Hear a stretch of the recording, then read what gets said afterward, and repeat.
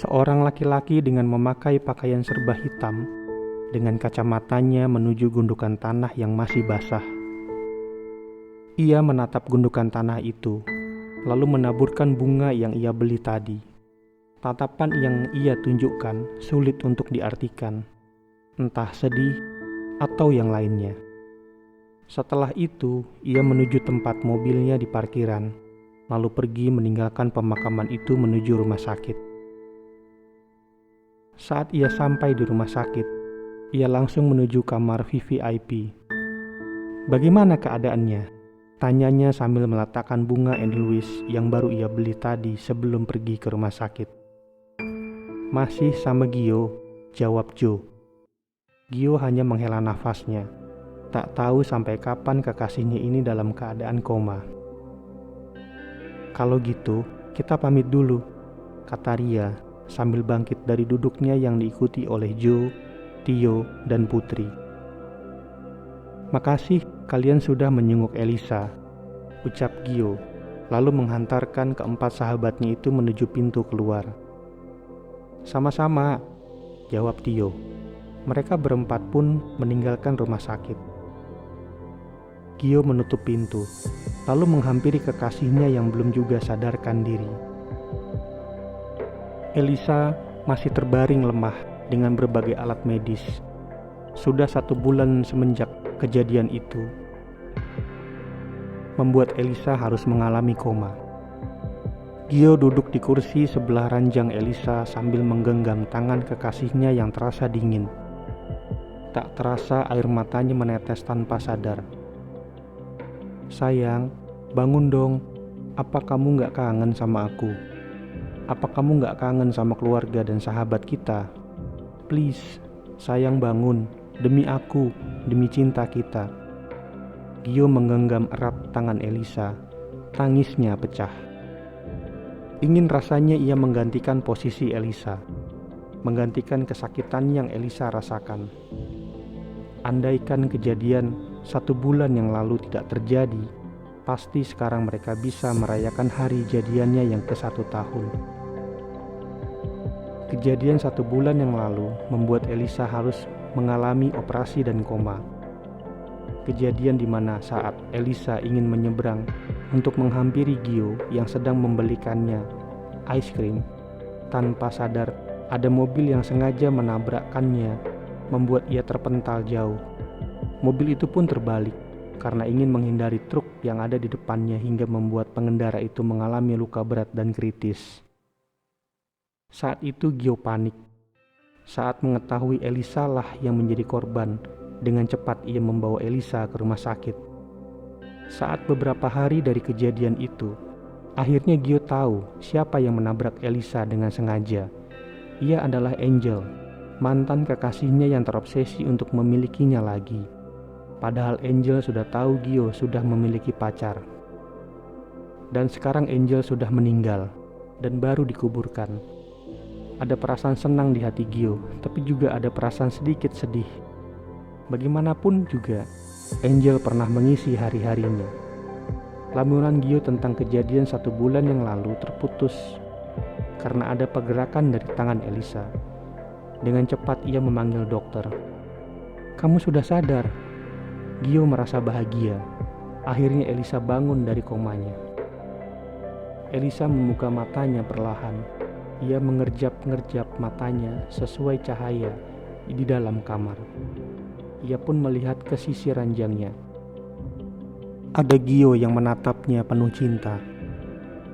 "Gio," ucap Elisa terbata. "Iya sayang, aku di sini. Ada yang sakit?" Elisa pun menggerakkan badannya yang terasa pegal dan kaku. Saat ia menggerakkan kakinya, seperti ada yang aneh dengan kakinya. Kakinya terasa kaku dan tidak bisa digerakkan. Tiba-tiba perasaannya tidak enak. Lalu menatap Gio dengan mata berkaca-kaca. "Gio, kakiku kenapa tidak bisa digerakkan?" Tanya Elisa sambil menahan air matanya. Ia berharap semoga yang ia takuti tak terjadi. Gio tak tahu harus ngomong apa.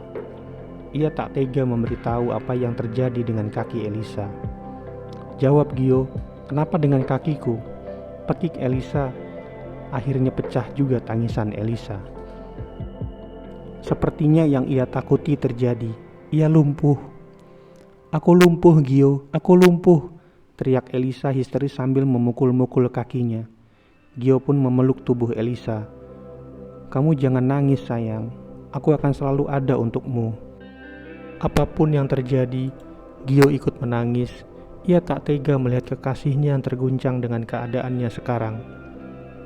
Tapi aku lumpuh Gio, aku tak berguna, aku tak pantas untuk kamu. Kenapa aku harus selamat? Kenapa aku gak mati aja? Elisa terus memberontak dari pelukan Gio. Sayang jangan ngomong kayak gitu, aku sayang sama kamu, apa adanya. Jangan pernah ngomong kayak gitu lagi. Gio terus memeluk Elisa. Ia sangat sedih melihat Elisa yang seperti ini. Tapi kenapa lumpuh Gio? Kenapa? Aku gak mau lumpuh. Gak mau, teriak Elisa. Tak berapa lama akhirnya datang dokter dengan diikuti oleh suster. Dokter itu pun menyuntikkan Elisa obat penenang. Tak berapa lama, obat itu mulai beraksi. Akhirnya Elisa tenang dan tertidur. Gio pun membaringkannya, lalu menyelimuti Elisa. Setelah itu, dokter dan suster pun keluar dari kamar rawat Elisa. Gio menatap Elisa yang sudah tertidur. Ia menghapus bekas air mata di pipi Elisa. Aku gak akan ninggalin kamu sayang, itu janji aku. Gio pun duduk di kursi samping ranjang Elisa sambil menggenggam tangannya dan tertidur. Keesokan harinya, Elisa terbangun dan merasakan ada yang menggenggam sebelah tangannya. Ia pun melihat ke sisi ranjangnya dan melihat Gio tertidur. Ia merasa sangat beruntung bisa menjadi pacar Gio. Gio adalah laki-laki yang setia. Ia dengan setianya menunggui Elisa terbangun dari komanya dan menerima kalau sekarang Elisa lumpuh, tanpa berniat meninggalkan Elisa. Tak terasa air matanya menetes. Ia begitu bahagia. Ia merasa bodoh karena kemarin sempat ingin mati. Ia tak sadar bahwa ada orang yang menunggui dia untuk sadar dari koma. Elisa tahu sekarang dia harus tetap semangat menjalani hidup karena banyak orang yang sayang di sekitarnya.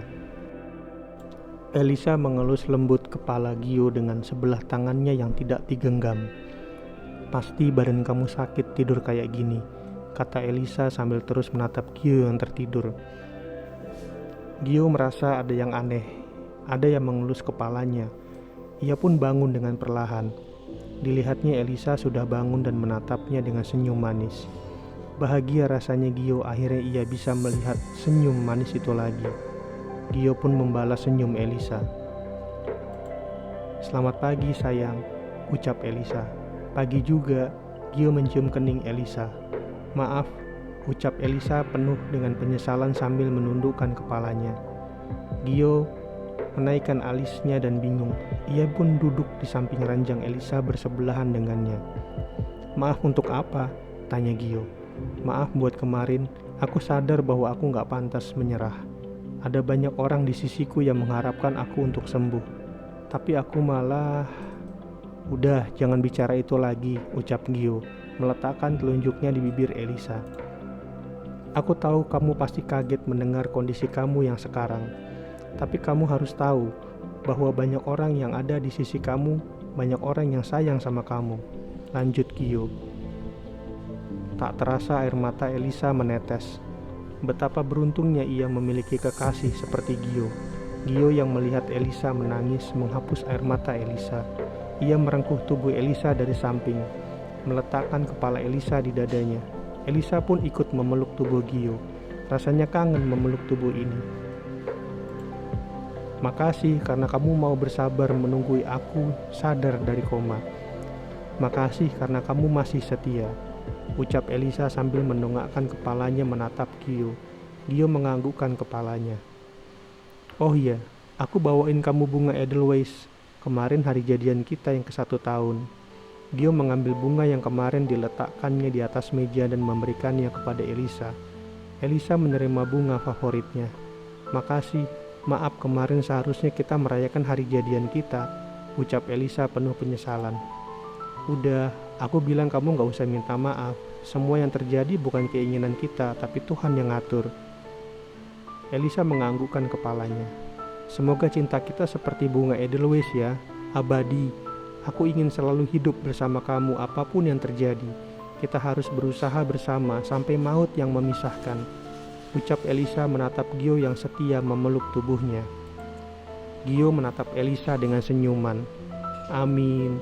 Semoga cinta kita abadi untuk selamanya." Elisa memejamkan matanya saat Gio mencium keningnya yang penuh kasih.